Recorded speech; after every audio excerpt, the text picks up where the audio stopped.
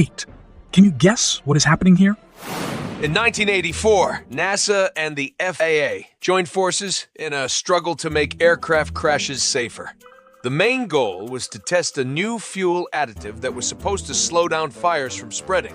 For this effort, they took a remotely controlled Boeing 720 and turned it into a flying lab, loaded with instrumented dummies and untested designs. The moment of truth arrived as the aircraft made contact with the ground at full speed. The Rhinos, 8 posts cemented into the runway, sliced open the wings, igniting a massive fireball that took over 1 hour to extinguish. The investigation yielded a startling revelation. Only an estimated 25% of the passengers might have stood a chance at survival, as the test fuel turned out to be essentially ineffective.